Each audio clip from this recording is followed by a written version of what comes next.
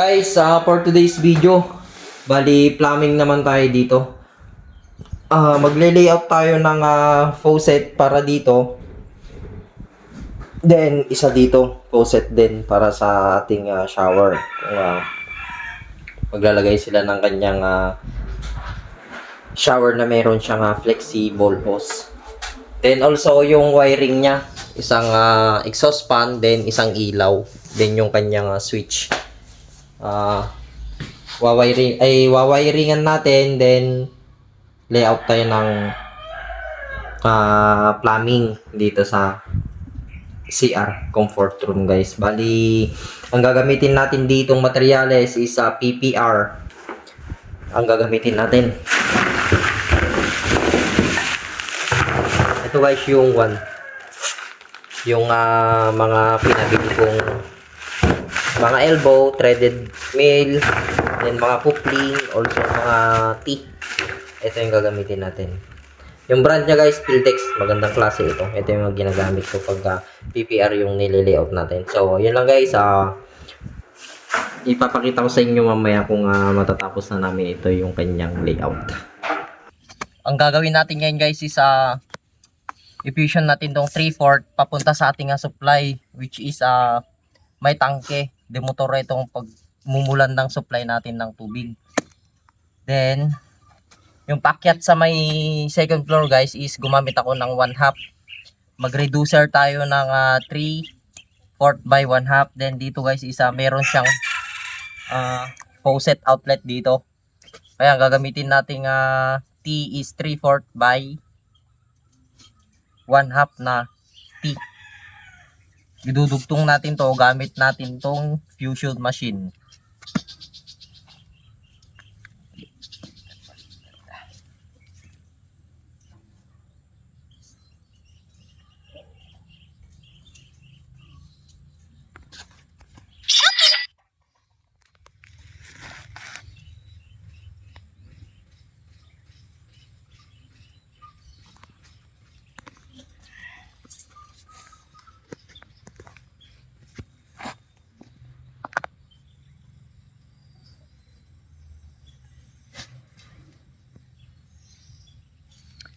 Mas better ito guys para sa ating water supply then sa ating plumbing, kasi mas matibay ito kaysa dun sa blue pipe na pang water line. Ito guys, pang matagalan nito. Itong ganitong PPR pipe. Medyo mahal nga lang siya, kaso nga lang mas matibay, mas pang matagalan siya.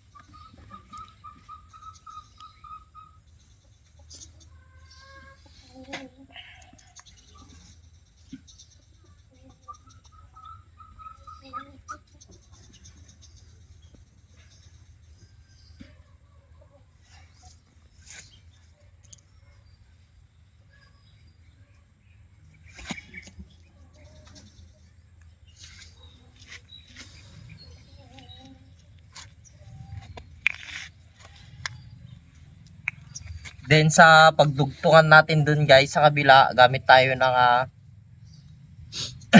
coupling. Ito na 3/4.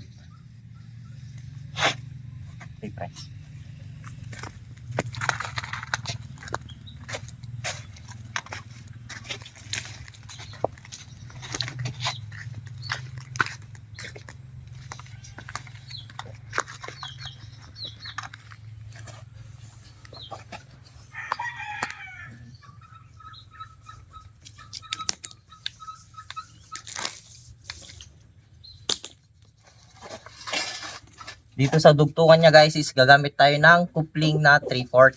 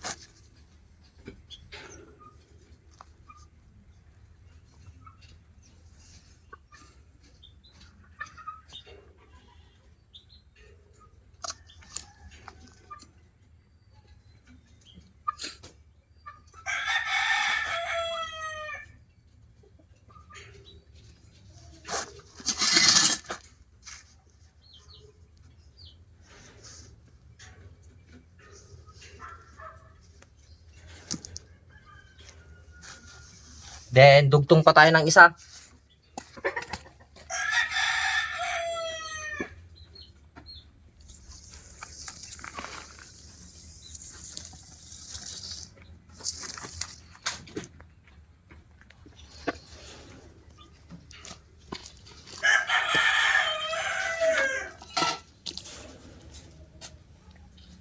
Different isa pa.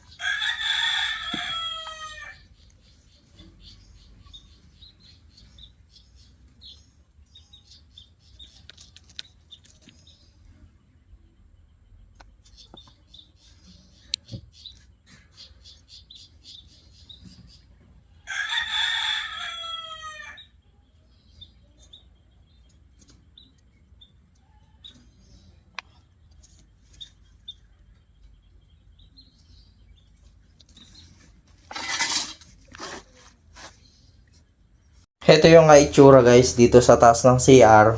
Ginagawan pa siya ng design. Ito yung ating faucet outlet. Isa. Then meron din dito. Ayan yung faucet outlet din natin na isa. Bali dalawang piraso lang siya guys. Then yung kanyang water closet is dibuhos. So ayun lang guys, sana may napulot kayong aral, idea sa aming diskarte kung paano kami mag-layout ng water line dito sa ating project. Then also guys, yung electrical niya, naglagay tayo ng isang ilaw, then isang linya ng exhaust, yung kanyang electrical layout. Itong ilaw na yan, pag sinitch on yan, sabay na silang tatlo. Parallel connection guys yung ginawa natin dito sa ilaw, sa may comfort room, then sa may exhaust. Ayan. Bali dito guys is gumamit ako ng equal T 1/2, then male thread socket, then also female thread socket na PPR. Then meron tayong gate valve dito, then also 3/4, then 3/4 din na union patente. Ito yung layout namin sa PPR supply papuntang sa may up and down na bahay dun sa may likuran. Bali almost 40 meters yung haba niya. Ito yung aming layout, pinadaan namin dyan. Then ito guys yung pupuntahan ng water supply na ginamitan natin siya ng PPR. Then yan papunta dito yan sa may gilid. Then also gumamit kami ng PPR pipe na 3/4 dito guys, na nasa 6 na piraso, ay hindi lang siya 6 na piraso yung nagamit namin dito. Bali 1, 2, 3, 4, 5, 6, 7, 8, 9, 10, 11, 12, 12 na PPR, then 1/2 na dalawa. Dito guys may faucet outlet tayo dito, 1/2 yung PPR natin, then gumamit ako ng T na 3/4 by 1/2 dyan. Then also dito pakyat sa taas. Sa may mga dugtungan niya guys is gumamit ako ng PPR coupling. Ayan. Then ito yung hanggang dito yung 3/4 natin. Then yung papunta dun sa may CR sa taas is 1/2 na siya. Gumamit ako ng reducer dyan na 3/4 by 1/2. Ayan siya.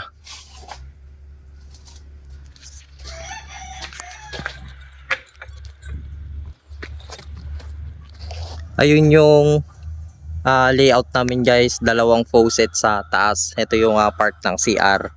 Kabilaan. 1/2 din yung ginamit namin dyan.